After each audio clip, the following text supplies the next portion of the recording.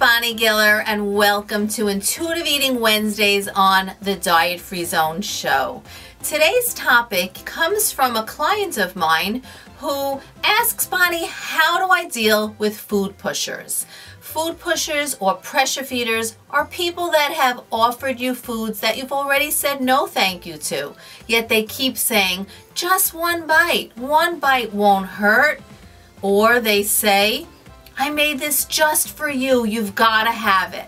So how do you deal with them? Before we talk about how to deal with them, I am going to give you some tips. Let's just talk for a moment about what makes these pressure feeders tick. So first, you might have somebody who is like a grandma type figure who really feels that you look great. You don't need to watch what you eat, just have some, it's good for you. Then you have the food pusher who they themselves needs to make some changes in their eating habits, their lifestyle, but they haven't yet made that decision to do so. And they want some company. They want somebody to eat with them. And then you have the person who might worry that your relationship with them might change if you change. So these are all reasons why somebody might push food on you. So how do you deal with it? We're going to go through a couple of tips. First, how about we try to use humor?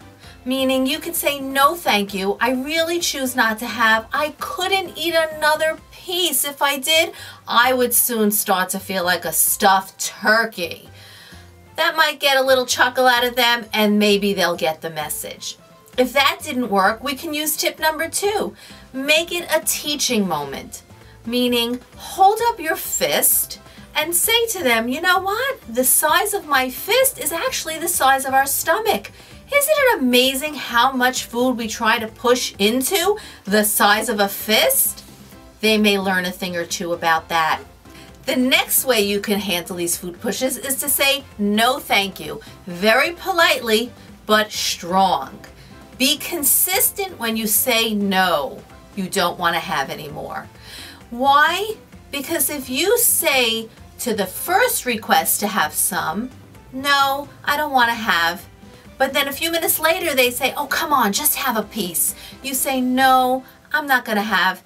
And the third time they say, I made it just for you, you've got to have it. You say, okay, fine, just give me a little piece.